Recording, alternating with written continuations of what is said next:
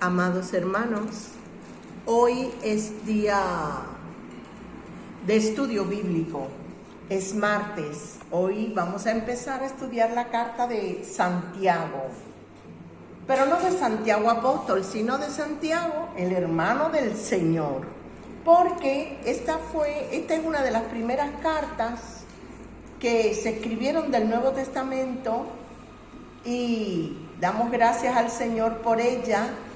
Y pedimos al Espíritu Santo que esté con nosotros para poder entender la palabra del Señor. Como dice nuestro pastor Elías Hernández, que está dando el estudio de Proverbios, que lo interesante es conocer y entender a Dios. Si entendemos a Dios, podemos pasar las vicisitudes de la vida y todas las cosas con tranquilidad y con paz. Bendecimos al Señor Jesús. Vamos a comenzar la lectura. Y dice así la palabra del Señor en la epístola de Santiago, el hermano del Señor. Santiago, siervo de Dios y del Señor Jesucristo, a las 12 tribus que están en la dispersión, salud. Ahora vamos a ver, en Marcos 6, dice la palabra del Señor, en Marcos 6, dice la palabra del Señor. A partir del versículo 2 para ahorrar el tiempo. Y llegando el día de reposo comenzó a enseñar en la sinagoga y muchos oyéndole se admiraban y decían: ¿de dónde tiene estas cosas? ¿Y qué sabiduría es esta que le es dada? Y estos milagros que por sus manos son hechos. Están hablando del Señor Jesús. ¿No es este el carpintero, hijo de María, hermano de Jacobo, de José, de Judas y de Simón? ¿No están también aquí con nosotros sus hermanas? Y se escandalizaban de él. ¿Cómo Jesús dice que es hijo de Dios y nosotros sabemos que es hijo de María y conocemos a su familia? Entre los hermanos del Señor estaba Jacobo, que en hebreo se dice Jacob, y traducido al castellano se llama Santiago. También hay otras situaciones donde se le llama Diego. Entonces este Santiago, y digo, es hermano del Señor Jesús, porque de casi siempre se dice que el Señor Jesús no tenía hermanos, pero sí. Incluso le decían el menor, Jacobo el menor. Pero a partir de ahora le vamos a llamar Santiago al hermano de Jesús. Él fue el que escribió esta carta. A nosotros nos puede resultar extraño que un hermano diga: yo soy siervo de mi hermano, yo soy esclavo de mi hermano. Como él dice, soy siervo de Dios y del Señor Jesucristo. Yo tengo a mi hermano como Señor. Sin embargo, cuando vivía el Señor Jesús, dice la palabra de Dios en Juan 7, un momentico por favor,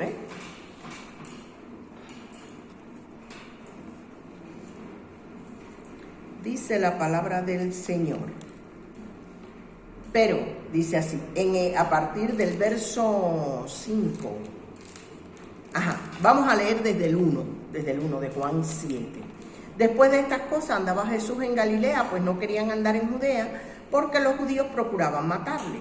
Estaba cerca la fiesta de los judíos y de los tabernáculos, y le dijeron sus hermanos: sal de aquí y vete a Judea, para que también tus discípulos vean las cosas que haces, las obras. Porque ninguno que procura darse a conocer hace algo en secreto. Si estas cosas haces, manifiéstate al mundo. Entonces Jesús le dijo: mi tiempo... porque dice el 5, porque ni aún sus hermanos creían en él. Es decir, Santiago era uno de sus hermanos. No creía en el Señor Jesús, pero los otros tampoco. Ellos iban a buscarlo para librarlo de la muerte y él decía: espera un momento. Mi madre, mis hermanos son los que cumplen la voluntad de Dios. Yo he venido aquí para dar mi vida por el mundo y salvar a los que crean en mí.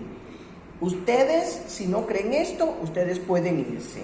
Entonces, Santiago estaba en medio de los hermanos de Jesús que no le creían, pero cuando Santiago dice en su epístola, Cuando dice Santiago, no, yo soy siervo de Dios y del Señor Jesucristo, quiere decir que Santiago, hay un momento en su conversión en que él comienza a servir a Cristo, a su obra y al reino de los cielos.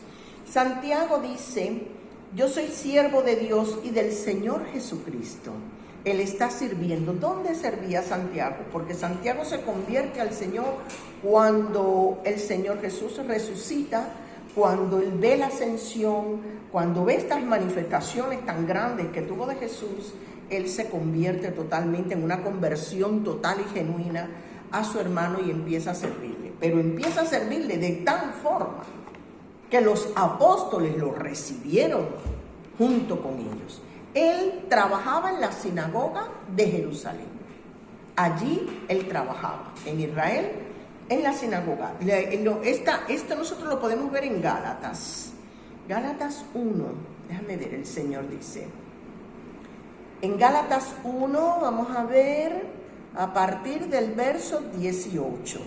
Dice, después, pasados 3 años, dice Pablo, subí a Jerusalén para ver a Pedro y permanecí con él 15 días.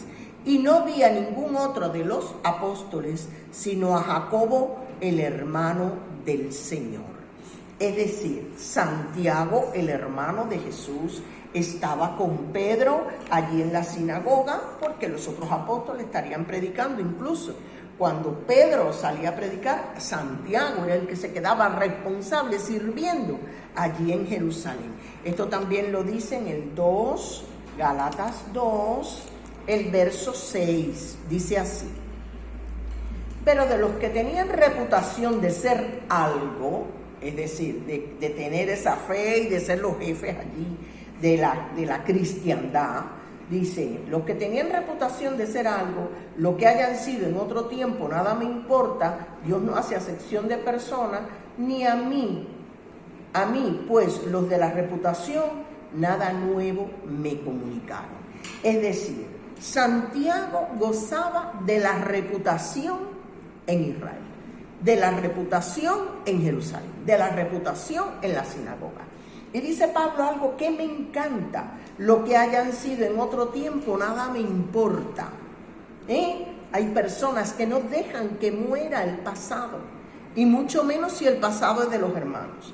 Si te conocieron que en otro tiempo eras un hombre dedicado a los vicios, ¿cómo ahora vas a decir que eres creyente de Dios? Y vas a tener una reputación, que se hable bien de ti. Dice, si antes Santiago no creía, que bien podía haber sido uno de los apóstoles del Señor, pero como no creía, bueno, pero ahora cree. Y lo importante es lo de ahora. Lo que pasó, pasó, hermanos.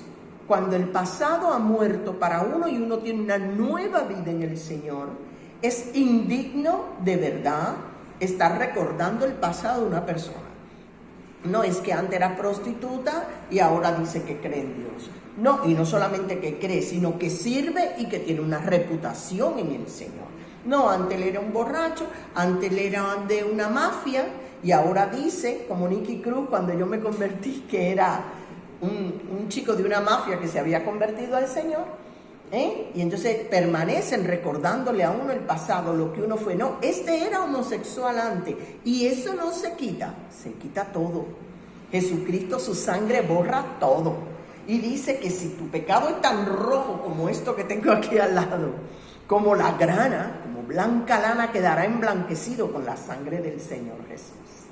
Y este Santiago, uno que no creía y que ahora cree, y no solamente que cree, sino que sirve. Dice también en Gálatas 2, 9, dice, y reconociendo la gracia que me había sido dada, dice Pablo, Jacobo, Cefas y Juan, es decir, Santiago, Pedro y Juan, que eran considerados como columnas de allí de la sinagoga, nos dieron a mí y a Bernabé la diestra en señal de compañerismo para que nosotros fuésemos a los gentiles y ellos a la circuncisión. Fíjate, dice que ellos eran considerados columnas del templo. Santiago era considerado columna del templo. ¡Qué conversión tan grande! ¡Qué conversión tan genuina! Dice, Santiago, me encanta Santiago, hermano del Señor Jesucristo, que recibía de él las enseñanzas directamente. Dice, siervo de Dios y del Señor Jesucristo, a las 12 tribus que están en la dispersión, salud. A las 12 tribus de Israel, son 12 tribus. Hay gente que dice que hay 10 tribus perdidas, que uno fue para Inglaterra, que yo no sé nada de esa historia. Pero aquí dice que él escribió a las 12 tribus. Pero en lo largo de nuestra carta que vamos a estudiar, vamos a ver que es a los que tienen fe en el Señor. Pero de todas formas, cualquiera de cualquier tribu que leyera esta carta podía convertirse. Yo le digo a Santiago, el evangelista, porque él le habló a todos, de manera que todo el que creyera pudiera creer más, aumentar su fe, y creer de una manera correcta, y el que no creía podía encontrar en las palabras de Santiago un verdadero evangelio. Santiago tenía una reputación tremenda. Todo el mundo sabe que era amador de la ley y de todo eso. Pero cuando se convirtió al Señor, conoció lo que era la libertad espiritual, la vida nueva en el Señor Jesús. Y entonces él escribe a las 12 tribus. Y esto me encanta, porque yo digo, entonces de las 12 tribus, todas las tribus han tenido una representación en la cristiandad. De todas las tribus, alguien se convirtió al Señor. Y estaban en la dispersión porque estaban perseguidos. Habían matado ya a Santiago apóstol y a otros muchos. Había hambre, había pobreza, había una situación muy difícil de la cual muchos cristianos tuvieron que ir a la dispersión, a salir del país. Nosotros sabemos lo que quiere decir nacer en un lugar, tener unas costumbres, ir a otros sitios, como fueron muchos de los israelitas en este tiempo convertidos al Señor, que estaban pasando por verdaderas pruebas difíciles, de hambre, de nuevas costumbres, de ser extranjeros en otros sitios, y nosotros sabemos lo que eso significa, y él está refiriéndose a estas personas. Santiago, el hermano del Señor, ha escrito esta carta que Martín Lutero, el que escribió la 91 tesis que hizo el comienzo de la iglesia protestante, que protestaban contra todas las cosas que hablaban en aquel tiempo los católicos y eso, las cruzadas de aquel tiempo, la Inquisición, muchas cosas. Este hermano dice que la salvación era por fe y que la carta de Santiago era una carta de paja. Bueno, hermanos, esto nos demuestra que una sola persona no tiene toda la revelación, sino que somos un cuerpo, nos alimentamos unos de otros. Cuando nosotros vayamos a hacer algún comentario acerca de lo que está escrito, primero consideremos que todo lo que está escrito lo ha escrito el Espíritu Santo por medio de sus siervos, hermanos, queridos y amados. Entonces, esta carta, lejos de ser una carta de paja, es una carta que su objetivo fundamental es convertir al hombre natural en un pequeño Cristo, en un Dios con minúscula, convertir un hombre natural en un hombre espiritual, permitirnos por medio de esta carta que dice que es la prueba la que hace este trabajo, de convertirnos en un hombre natural, en un hombre espiritual, de un hombre que vive apegado a todo el mundo material, en un hombre que habita el reino de los cielos. Amo esta carta, amo al hermano Santiago, ahora disfrutando de las cosas celestiales, y doy gracias a Dios por esta carta que ha escrito el hermano del Señor, que ha tomado esa savia maravillosa que aprendió en casa con él, que muchas veces, hermanos, decimos, ¿para qué voy a hablar con mi familia?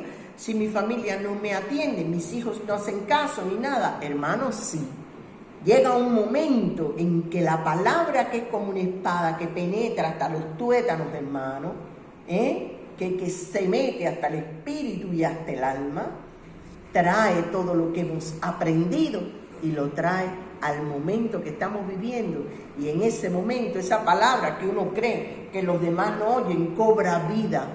Y una palabra que nosotros hayamos dicho a una persona, puede llegar un momento en que sea la palabra que permita la conversión de una persona no creyente a un siervo del Señor Jesús. Que el Señor les bendiga, hermanos. Quiero que llegue el próximo martes y comenzar con el verso que dice: hermanos míos, tener por sumo gozo cuando os halléis en diversas pruebas.